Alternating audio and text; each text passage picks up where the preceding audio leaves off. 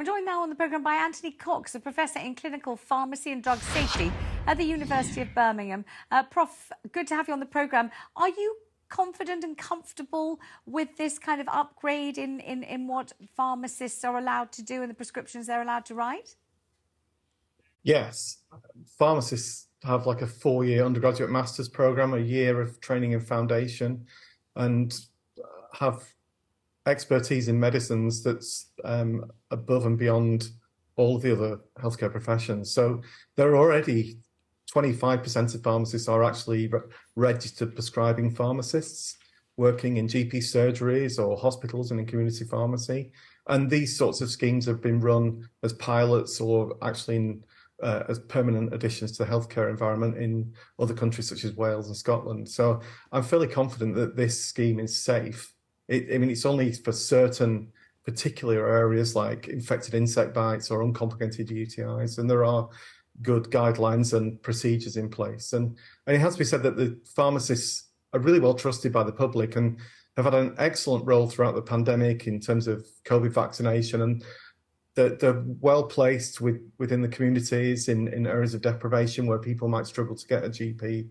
So it's going to help contribute to that unmet need due to the massive pressures that are on primary care at the moment. We've heard a great deal about over-prescribing of antibiotics, haven't we? And we've heard about people eventually, or I never know whether it's the people becoming immune or the antibiotic itself not working because the bug has become so strong that it doesn't. So you'll have to explain that to me. You can tell I read English literature and don't know a damn thing about this subject really, apart from I know exactly how it feels to have a strep throat and how desperate you are for antibiotics when you have one. But if the bugs are resistant to the antibiotics, and if now pharmacists are empowered to prescribe antibiotics to the general population, is there any concern that they'll be over prescribed at a time when we're very wary and worried about that?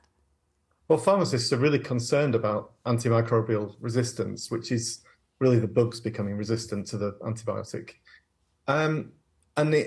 Pharmacists play a huge role in actually making sure that antibiotics don't microbes don't become resistant to antibiotics. They're work in hospitals as antimicrobial pharmacists, and all community pharmacists are aware of the issues around resistance to antibiotics. So there's no real difference between a GP prescribing an antibiotic in an uncomplicated UTI, excuse me, and a pharmacist prescribing the same antibiotic in the same condition, as long as it's done correctly. And what if you were to hand it over to milkmen? Or solicitors or geography teachers and give them a guideline and say it's an uncomplicated UTI. You've got a degree in geography, you've got a degree in archaeology and anthropology. You're perfectly capable of reading the guidelines. So why don't you prescribe as well? I mean, what is it right to be doing this? Well, pharmacists are trained healthcare professionals who spend 4 years at university learning about the human body. But is the implication that there's no difference between a medical degree and a pharmacy degree? They're not the same, are they? They're not identical. Of course, they're medically related, but they're not the same. There surely is some distinction.